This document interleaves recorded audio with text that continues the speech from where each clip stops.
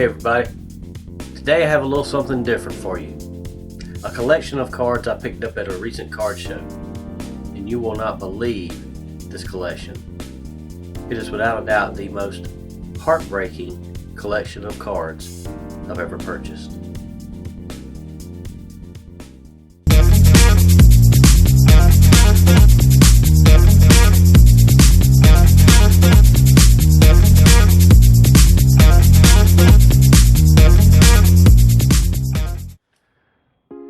So I purchased this collection from a dealer friend of mine that I'd done business with numerous times in the past.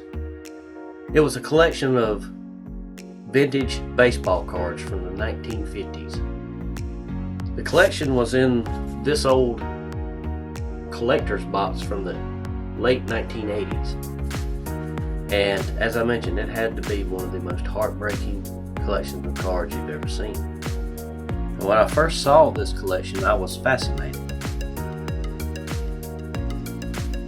The dealer told me that there had been a few people look through the collection and had purchased a few of the star cards before I found them. But once I saw it, I knew I had to have it.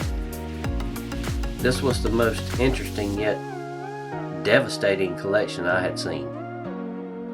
So let's look at this collection. We'll start with 1959. As you can see, the former owner of this collection erased the names of the actual players and replaced them with different player names. Or they changed the team name to a different team. Some cards were just completely reconfigured. In all, there were 64 1959 Topps cards, including 3 high numbers and the Felipe Alou rookie card. The 1958 Topps were much the same, with names or team names erased and replaced.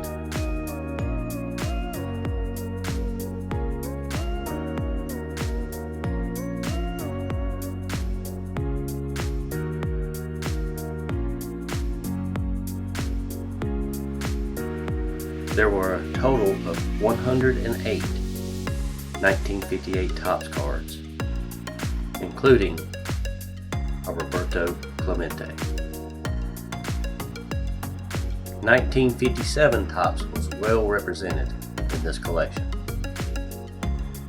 More names and teams erased and replaced.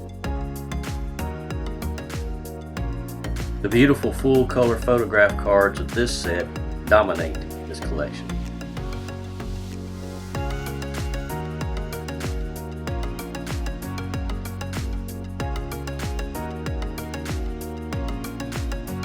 There were a total of 143 1957 Topps cards in the collection, including a Tony Kubek rookie card, an Al Kaline card, a Rocky Colavito rookie card that was changed and then changed back. There were 2 Clete Boyer rookie cards, a Duke Snider card, a Billy Martin card, and an Elston Howard card. There were 20 of the 4th series cards in this collection,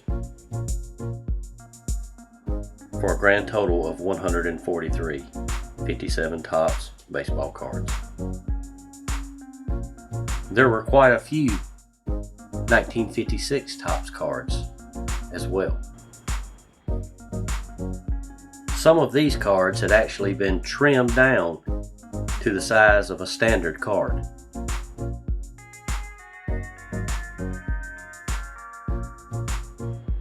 Once again, names and team names have been changed. Highlights from this group includes a Duke Snider card and a Herb Score rookie card. In total, there were 99 1956 Topps cards in this collection. There was a respectable amount of 1955 Bowman cards as well. Again, the same thing with the names and the team names being changed.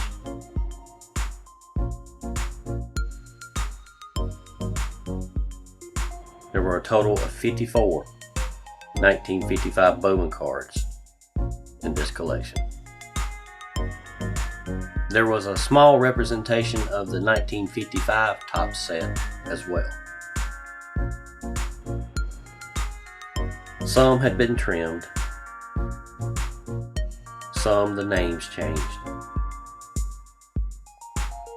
In all, there was a total of 13 1955 Topps cards in the box.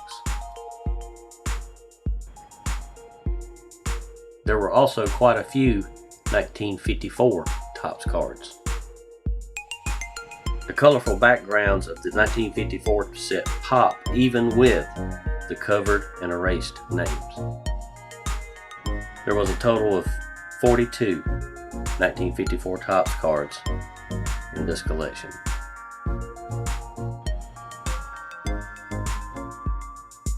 As for the rest of the collection, there was 9 1954 Bowman cards, 3 1953 Topps cards, and 3 1952 Topps cards. So what exactly is going on with this collection is uncertain. For instance, a 1954 Topps number 547, Jim Bates, who was a third baseman for the Dodgers, was changed to Leo Burke, an infielder from 1958 to 1965 for 4 different teams, including the Los Angeles Angels. For this 1958 Topps number 461, Ed Mayer, a pitcher for the Cubs, that was changed to Jack Curtis, who pitched with the Cubs in 1961 and 62, but also pitched part of the 62 season with the Braves before moving to the Indians in 1963. This 1957 Topps number 141, Al Aber, a pitcher with the Tigers, has been changed to Deke Egan, who did not begin his career with the Tigers until 1963. This 1956 Topps number 322, Carl Olson, an outfielder for the Washington Nationals, was changed to Jerry Zimmerman, a catcher for the Minnesota Twins, whose first game for the Twins wasn't until 1962. This 1956 Topps number 253, Irv Noren, a Yankee outfielder from 1952 to 1956, was changed to Jack Reed, a Yankees outfielder from 1961 to 1963. Then the card was changed back to Irv Noren. Or this 1957 Topps Murray Dixon, a pitcher for the Cardinals, that was changed to Jerry Hensley, a pitcher for the Mets in 1964 for a total of 9 games, and 1967 for 2 games. So what do you think? What is the story behind these cards? I like to think these cards were passed down to a younger sibling who changed the cards to match the current players he admired. But regardless of what you or I think, these cards are most definitely interesting. And they represent a period in time for someone who really enjoyed the game of baseball. I call these cards heartbreaking cards for obvious reasons. But you know, if you really think about it, maybe these cards are not heartbreaking. Maybe these cards are just extremely well loved. I hope you enjoyed the video. Thanks for watching.